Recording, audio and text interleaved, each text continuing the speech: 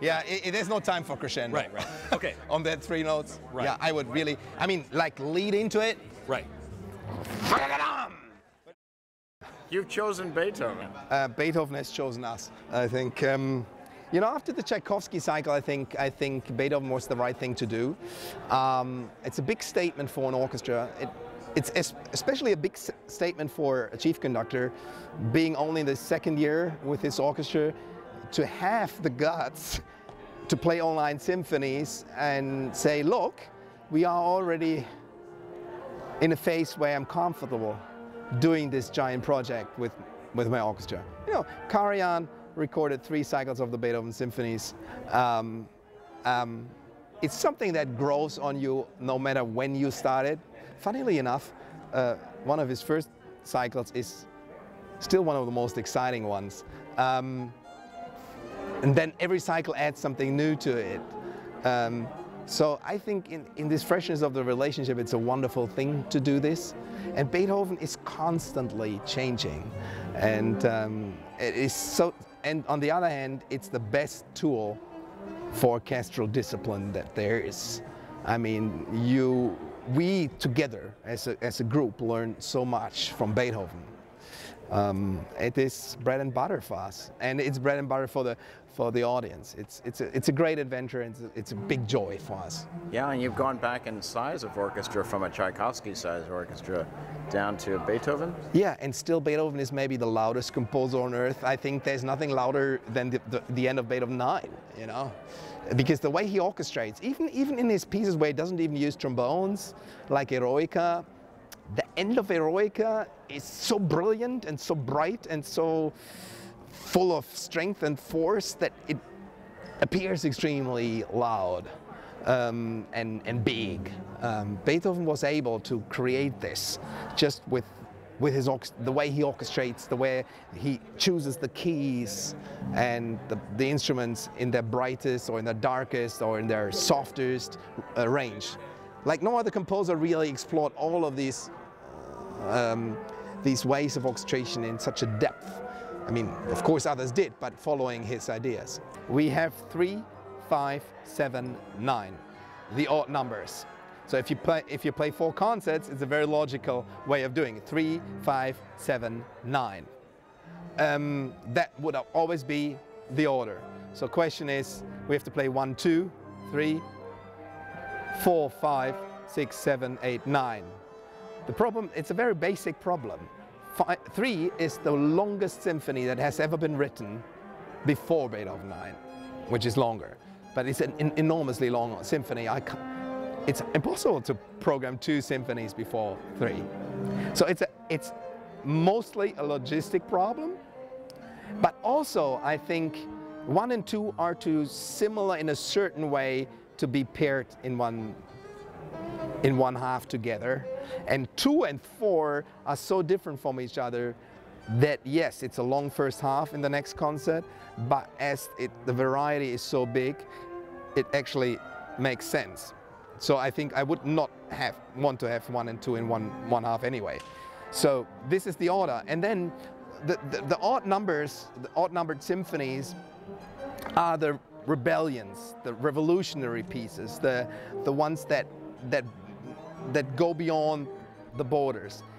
The even numbers are the more gentle, the softer, the more introvert, the more reflective sometimes, and sometimes the more playful and entertaining pieces, and lighter, which is also always good to start with, you know. And what the goal I really want to achieve is, yes, we play a cycle of one composer and his symphonies, but yet every single symphony is a world in its own, and every single one has to play it with a complete different style. Tell the audience, the video bloggers out there now who are listening to this, why Beethoven is still so important to us. How did he change music that we see today and hear today? Beethoven is a man of the start of a century. His symphonies were composed in the first 25 years of the 19th century. We are exactly in this phase of the 21st century. And if you look at this, the way the start of a century works, it's always the start of something new.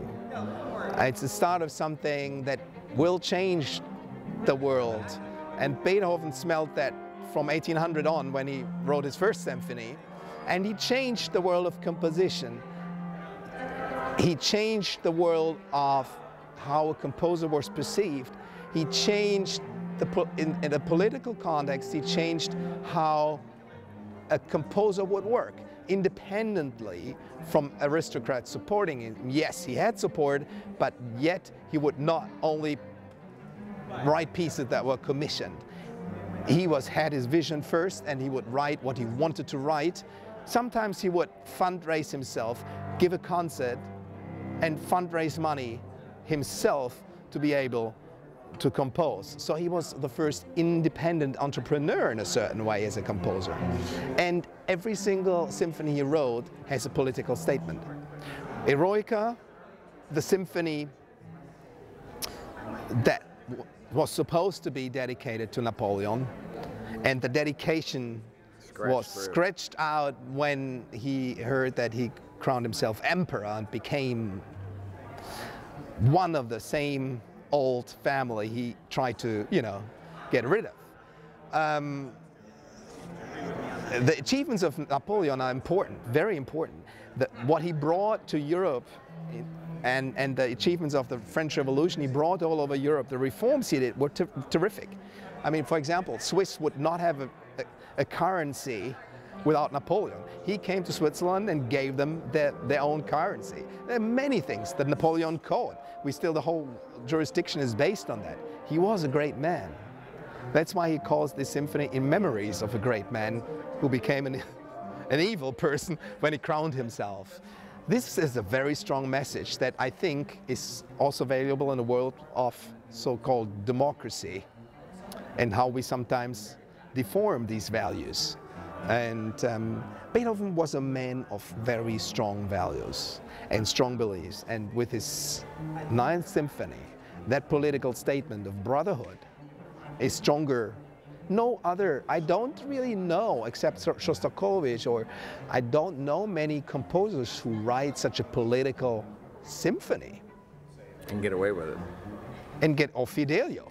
I mean, in 1804, you write a piece about a political prisoner? Mozart did it with Figaro. Yes, subtly. In a very subtle way, and with a comic approach. Beethoven is not that subtle, and it's not about the comedy, though Fidelio has also comic parts. But and then in absolute music, like a symphony, use Ode to Joy, which is a political piece already when you read it. And you have the master singers to look back on to join us to help you out for the ninth. Yeah, so it'll be, and we have a fantastic cast. We have the best. I believe the best bass baritone this country has, Guri Grimsley. We are very fortunate to have him. When he starts, "O Freunde, nicht diese Töne," the walls in this hall are gonna shake. One final thing. When Mozart's piano concerto, when Beethoven wrote his first piano concerto, it echoes of Mozart. Yes and no. But when the first symphony comes down, the first Beethoven symphony downbeat comes, it's Beethoven. I think that's, for me, the same with a piano concerto. Though, the piano concerto is more, a concerto is more, in a certain way, part of a certain culture of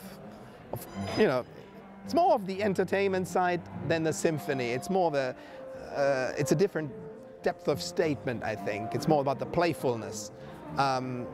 Yes, and the first symphony with these first chords that leave us in a world of, hello, where does he lead us? That is quite a shocking start. Thank you very much.